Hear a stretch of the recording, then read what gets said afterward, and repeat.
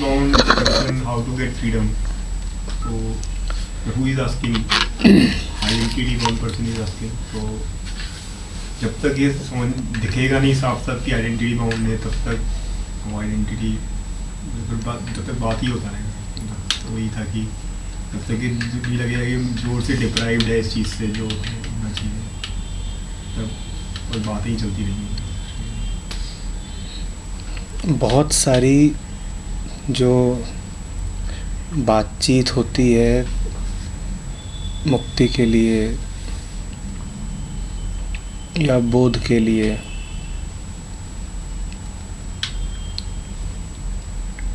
या आध्यात्मिक उन्नति के लिए,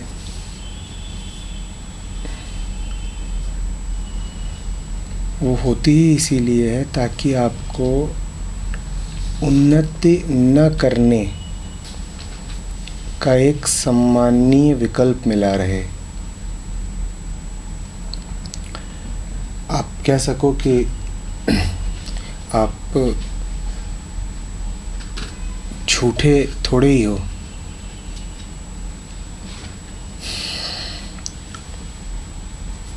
ऐसा थोड़ी है कि आप बेहतर नहीं होना चाहते, आप में मुक्ति की कोई अभिप्सा नहीं है. भाई जैसे ऊंचे से ऊंचे लोग हुए हैं और उनके भीतर वो मुक्षा थी, वैसे ही आपके भीतर भी है. बिल्कुल है साहब. और प्रमाण क्या है कि मेरे भीतर है? मैं बात कर रहा हूँ. देखिए मैं कितनी बात करता हूँ. अगर मैं अष्टावक्र जैसा ना होता, ऋभु जैसा ना होता, अर्जुन जैसा ना होता, मैं जानना ना चाहता, समझना ना चाहता, तो मैं घंटों घंटों बात क्यों करता. आप इस तर्क का सहारा लेते हैं. तो हम अपनी बातचीत को ही एक प्रमाण की तरह प्रयोग करना चाहते हैं, अपने आप को ही समझाने के लिए कि हाँ, सत्य की तलाश तो हमें है. देखो ना कितनी तीव्रता से, कितनी उत्कंठा से, कितने पैशन, आवेग से सवाल पूछ रहा है, जिरह कर रहा है, अपनी बात को रख रहा है, तर्क कर रहा है. देखो इससे सिद्ध होता है कि बंदा बढ़िया है.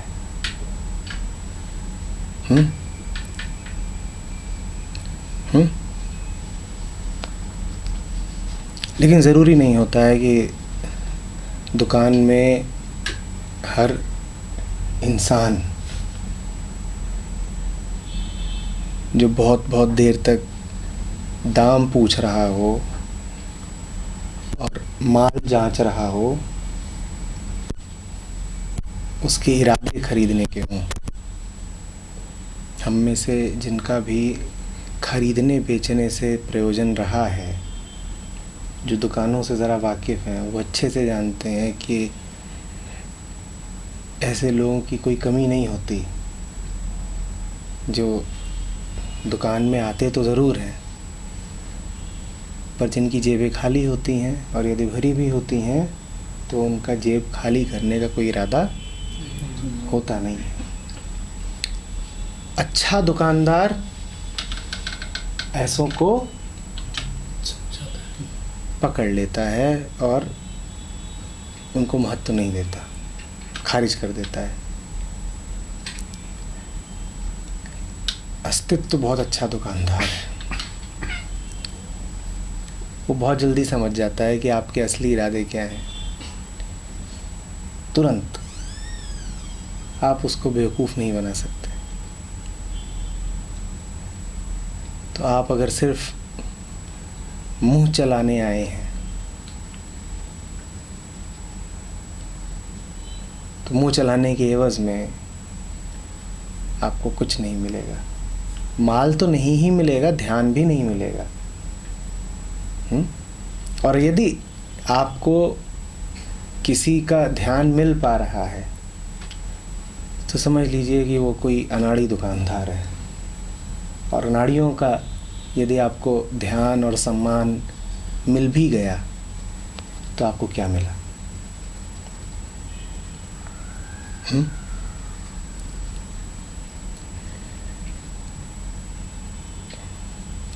मैंने देखा है कि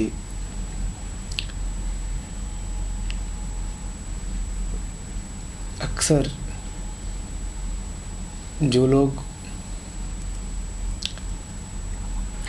पानी की उत्कंठा से उत्प्रोत हो जाते हैं,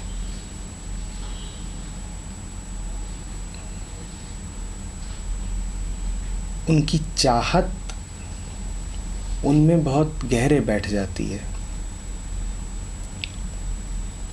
बिल्कुल दिल में समा जाती है, या कहिए कि गर्भ की तरह हो जाती है। वो फिर उसकी बातचीत नहीं करते, चुप हो जाते हैं।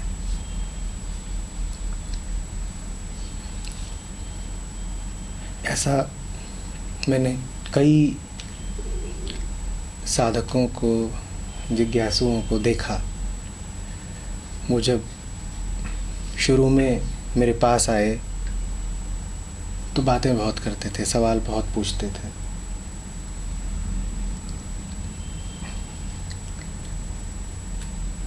और मैं शुरू में उनको बस इतना ही कह पाया कि न पाने की आज तक एक ही वजह हुई है, और एक से दूसरी वजह आगे भी नहीं होगी। वजह होती है कि तुम्हें चाहिए नहीं। तुम ये दलील बिल्कुल मत दो कि तुम्हें तो वास्तव में चाहिए।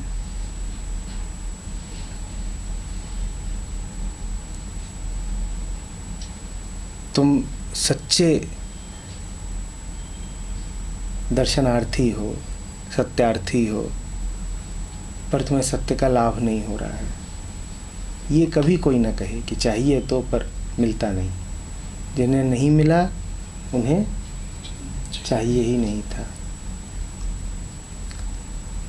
और यही मैं उनसे बार बार कहता गया, अलग अलग तरीकों से कहता हूँ, पर यही कहता हूँ।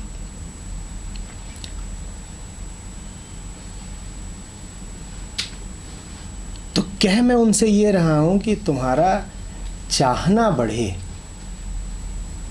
तुम्हारे चाहने में और खरापन आए, तुम खालिस चाह ही बन जाओ।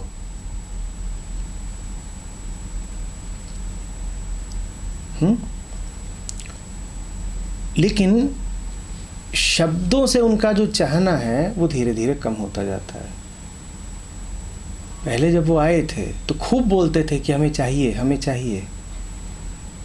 मैं उन्हें जवाब देता गया कि तुम्हें चाहिए ही नहीं, क्योंकि यदि चाहिए होता तो मिला होता। वास्तविक चाहत और वास्तविक लाभ में कोई अंतराल होता ही नहीं है। चाहना और पाना एक है। जहां चाहा वहां पाया। असल में बिना पाए तुम चाह नहीं सकते। तो चाहना और पाना दूर नहीं हो सकते, एक है। तो जैसे जैसे मैं उनको ये बोलता गया कि चाहना पाना एक है, तुम चाह नहीं रहे हो, वैसे वैसे चाहत का उनका प्रदर्शन कम होता गया। चाहत बढ़ती गई तो चाहत का प्रदर्शन कम होता गया। पहले वो आ करके पूरे जोर के साथ आवेशयुक्त होकर के चिल्लाते थे, बात करते थे, रो भी पड़ते थे। अब शांत होते गए। पहले यदि हफ्ते में 10 दफा बोलते थे कि हमें तो सत्य की कामना है, अब हफ्ते में मुश्किल से कभी एक बार उनके मुंह से निकल जाए तो निकल जाए, वरना कहीं ही नहीं। जैसे जैसे कहना कम हुआ वैसे वैसे पाना पूरा हुआ। और जब उन्हें मिला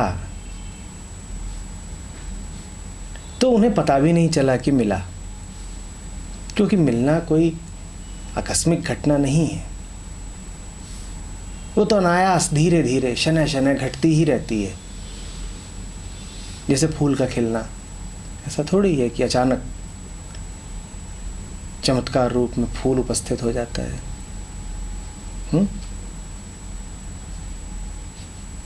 जड़ के होने से, बीज के होने से लेकर के फूल के प्राकट्य तक एक निरंतरता रहती है ना, कॉन्टिन्यूटी। लगातार फूल प्रकट होने की राह पर ही रहता है। तो ऐसा उनका जानना था, वो जान गए। जैसे कि कली तैयार बैठी थी, खिलने को बिल्कुल राजी थी, पर कली के मन में यूं ही कुछ शंकाएं आ गई थीं, विक्षेप बैठ गए थे, और हवाओं के कोमल स्पर्श ने कली को संदेह मुक्त कर दिया।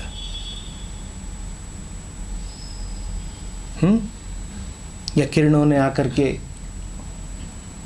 धीरे से उसको छुआ और वो समझ गई कि नहीं, डरने की कोई बात नहीं, जगत मेरा स्वागत ही करेगा। बाहर की रोशनी ने भीतर की रोशनी जगा दी, वो खिल गई।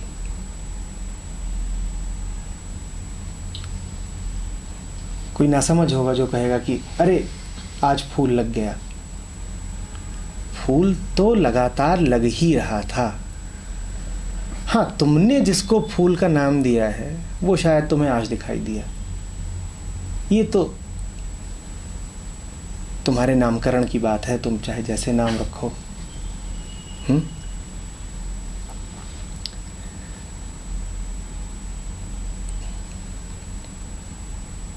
अभी एक मित्र आए थे यूरोप से, 10 दिन का समय निकाल के आए थे।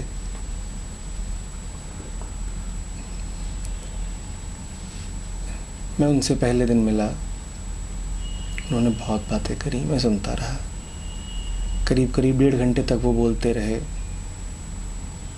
मैं कुछ नहीं बोला, मैं सिर्फ सुनता रहा। फिर मैंने उनको कहा चलिए ज़रा घूम कर आते हैं। फिर उनको मैंने थोड़ा कुछ कहा, आधे घंटे यूं ही। और उसके बाद बाकी 9 दिन वो कुछ बोले ही नहीं। इधर उधर की बातें खूब करी, पर कोई उन्होंने आध्यात्मिक बात नहीं करी। आध्यात्म से मुक्त हो गए। और मैंने उनको पहले ही दिन कह दिया था कि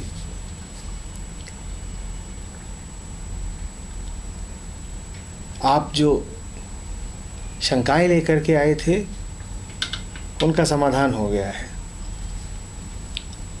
आपके मन का ही समाधान हो गया है।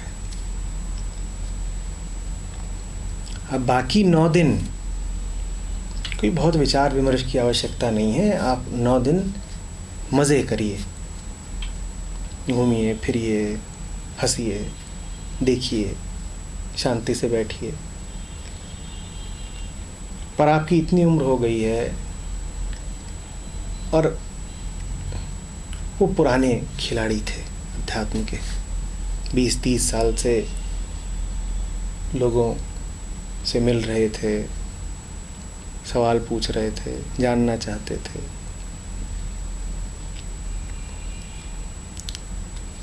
उन्हें तपस्वी ही मान लीजिए।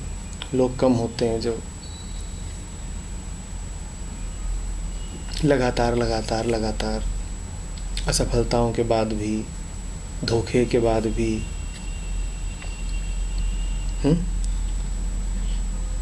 बोध की अपनी इच्छा को कायम रखें, लोग कम होते हैं।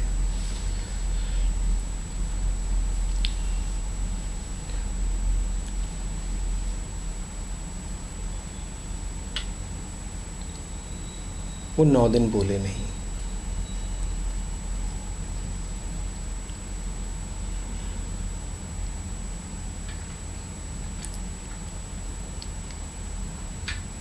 उनका अभी ईमेल आया है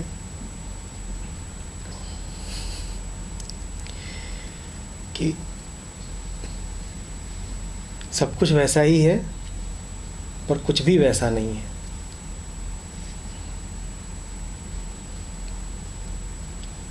तो लिखते हैं कि मुझे पता है कि ये बिल्कुल ठीक है और कहीं ना कहीं मैं चाहता था ऐसा ही हो,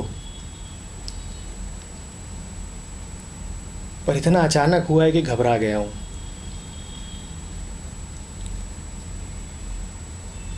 कुछ भी पहले जैसा दिखाई ही नहीं देता। बहुत अच्छी बात है कि नहीं दिखाई देता, लेकिन अचानक सब जैसे दुनिया नई हो गई हो।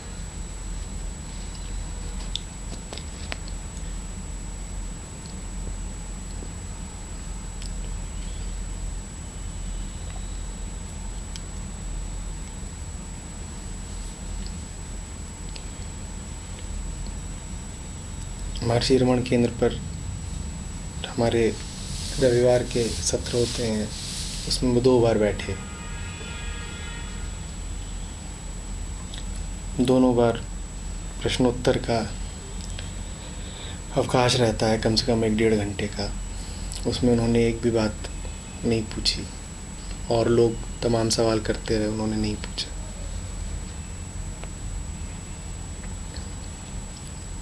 मैं पूछने के खिलाफ नहीं हूँ, बातचीत का कोई विरोध नहीं कर रहा हूँ, लेकिन ये जानना बहुत ज़रूरी है कि अक्सर बातचीत सिर्फ इसलिए होती है ताकि कुछ और न हो सके, और जब वो जो वास्तविक है होने लगता है तो बातचीत की आवश्यकता कम होने लग जाती है। अब उनका जो पत्र आया है उसमें वो लिख रहे हैं कि पहले आपके वीडियोस देखता था या लेख पढ़ता था तो बड़ा अच्छा लगता था,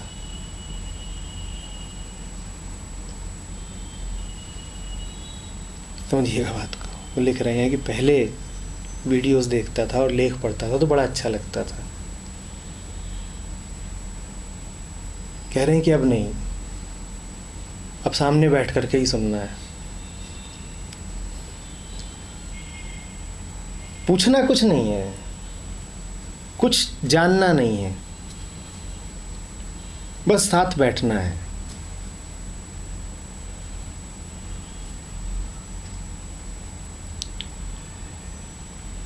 ये अब जाना कि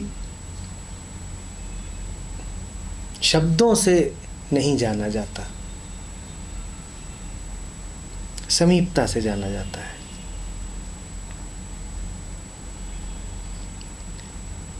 शब्दों का काम बस इतना है कि वो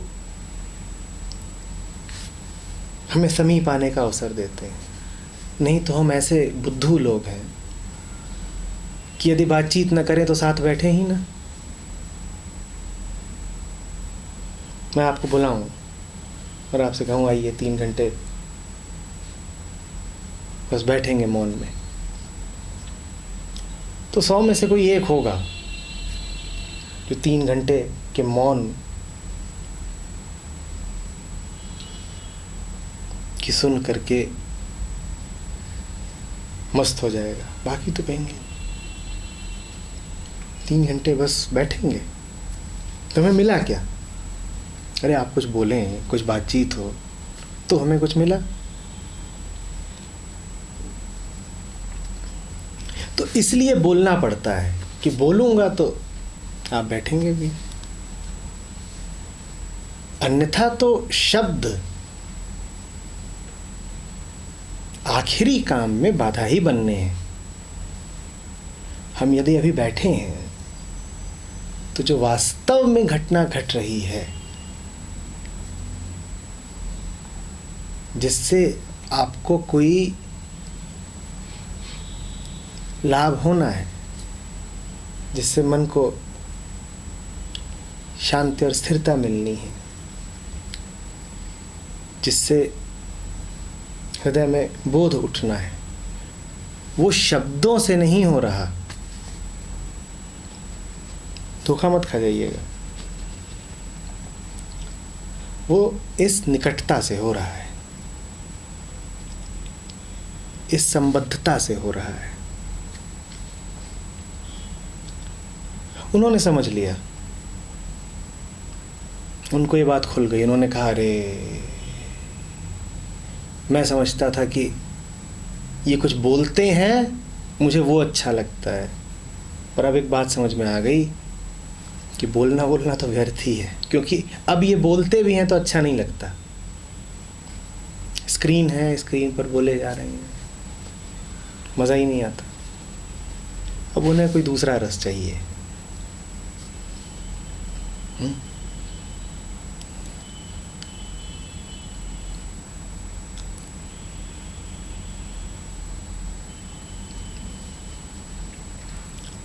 शुरुआत करने के लिए शब्द ठीक है,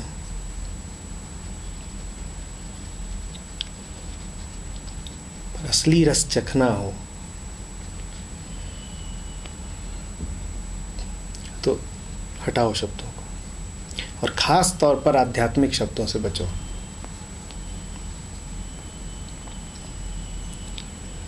जो प्रेमी साथ बैठकर प्रेम की बात करते हो उन्हें धिक्कार है, और जो साधक आध्यात्म की बात करता हो उसकी साधना धोखा है।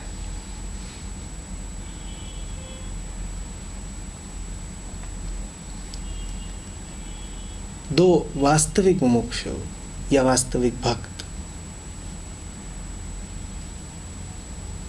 या वास्तविक संत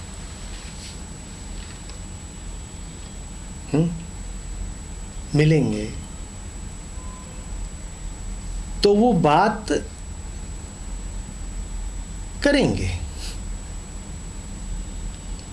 पर ये पक्का समझ लीजिए कि शास्त्र चर्चा नहीं करेंगे। शास्त्रार्थ और वाद विवाद तो नहीं ही करेंगे, शास्त्र चर्चा भी नहीं करेंगे। वो बात करेंगे, हाँ सड़क कैसी है, देखो गाड़ी जा रही है, घास सुंदर है। यदि मन हुआ उनका बात करने का, नहीं मन है बात करने का तो ठीक, चुप। पर बात करेंगे भी तो ऐसी करेंगे, चाय गर्म है, कपड़ा तंग है, राह सकरी है,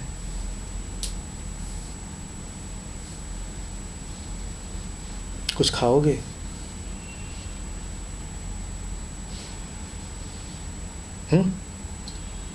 आज बारिश हो सकती है।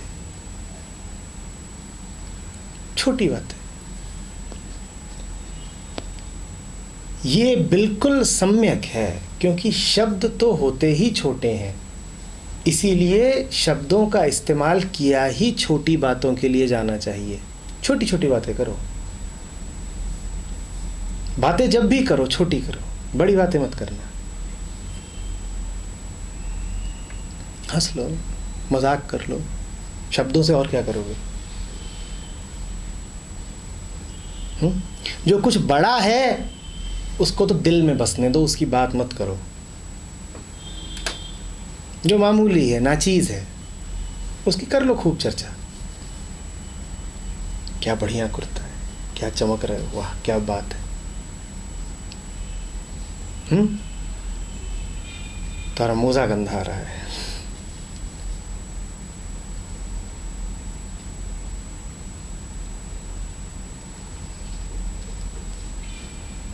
चश्मा कहाँ से बनवाया?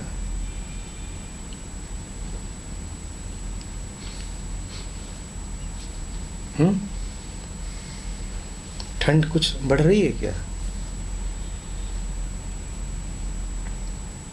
देखिए प्रदूषण कितना फैल रहा है। करो ये सब बातें,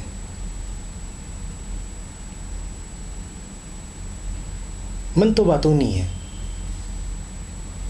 उसको बकबक करना अच्छा लगता है। बड़ा बढ़िया हो कि बातचीत से उसकी रुचि ही हट जाए, इससे श्रेष्ठ कुछ नहीं हो सकता। पर यदि उसकी बात करने की इच्छा हो भी तो वो ये छोटी छोटी बातें करे। उस मन से सतर्क रहना जो बड़ी बातें करता है, उस मन से सतर्क रहना जो परमात्मा का नाम लेने को बहुत इच्छुक रहता है, क्योंकि उसकी ख्वाहिश है कि वो अपने सीमित क्षेत्र में परम सत्य को भी कैद कर ले। उसका अहंकार है और उसकी कामना है कि वो इतना बड़ा हो जाए कि सत्य भी उससे छोटा हो जाए। वो अपने सामर्थ्य को इतना ज्यादा समझता है कि सोचता है कि वो सत्य तक भी पहुंच सकता है, उसकी बात कर सकता है, उसका अन्वेषण कर सकता है।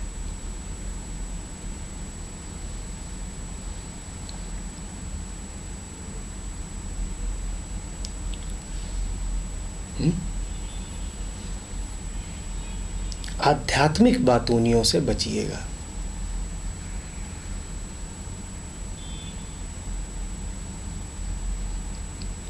ये सबसे खतरनाक और सबसे गर्हित कोटि होती है, होती गर्हित है, अपने आप को कहती उत्कृष्टतम है।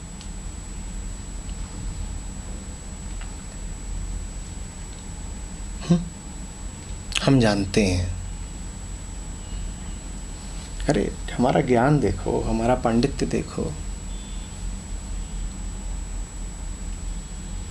इनसे बचिएगा।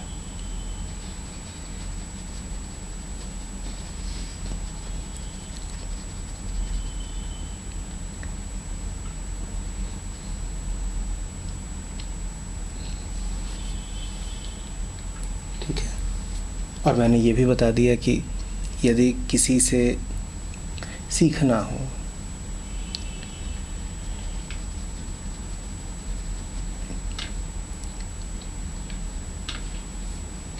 तो ये कामना मत करिएगा कि उससे शब्दों के माध्यम से सीखें।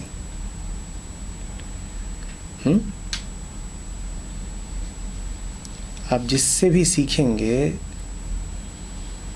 उसकी संगति से सीखेंगे,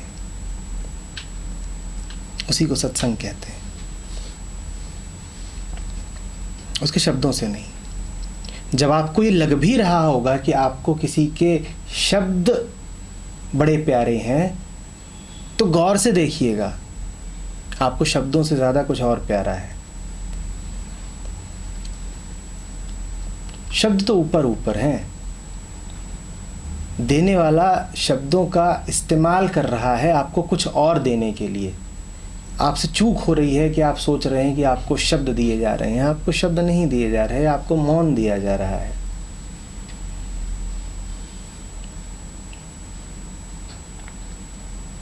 पर मौन दिखता नहीं, मौन छुआ नहीं जा सकता, वास्तव में मौन दिया भी नहीं जा सकता।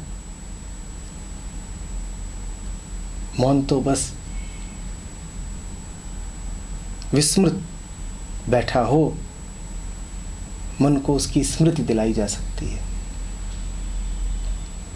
शब्द स्थूल होते हैं, वो पकड़ में आते हैं तो आपको लगता है कि आपको शब्द मिल गए।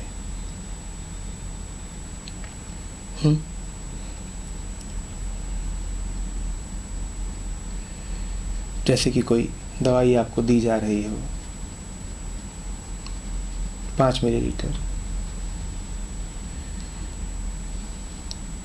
और उस 5 मिलीलीटर में 4.25 तो पानी है, यह स्पिरिट है। थोड़ा बहुत कुछ और है, उसको मीठा करने के लिए कोई रसायन डाला गया है, और जरा सा बिल्कुल शतांश उसमें वो द्रव्य है जो दवा है। आपको भ्रम हो सकता है कि आपने अभी अभी पानी लिया है, कोई आपसे पूछेगा ये आपको क्या मिला, आप बोलोगे पानी ही तो था। पानी का प्रयोग किया जा रहा है आपको कुछ और देने के लिए। पानी बहुत सारा है, शब्द बहुत सारे होंगे। जब गुरु आपसे बोलेगा तो उसमें 5 मिलीलीटर में से 4.25 मिलीलीटर तो शब्द ही होंगे, और शब्दों के अलावा और चीजें भी होंगी। पर उस पूरे आयोजन का, उस पूरे घोल का, उस पूरी प्रिपरेशन का जो औचित्य है वो ये है कि वो कण बराबर, बिंदु बराबर दवाई पानी के माध्यम से आप तक पहुंच जाए। शब्दों का भी यही प्रयोजन होता है कि इतने सारे शब्दों की स्थूलता के साथ जरा सा सूक्ष्म मौन आपके मन को स्पर्श कर जाए।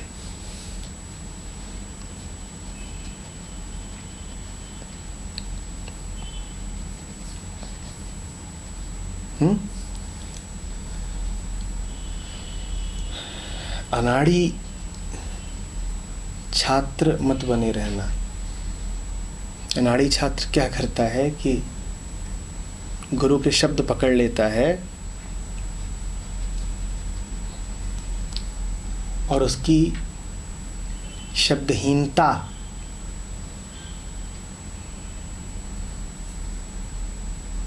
पर ध्यान नहीं देता।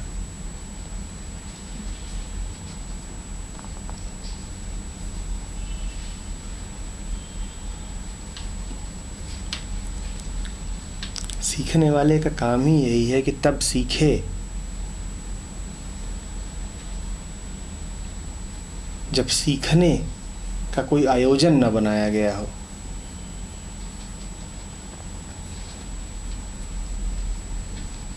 जब लगे कि सिखाया भी नहीं जा रहा हो तब सीख ले।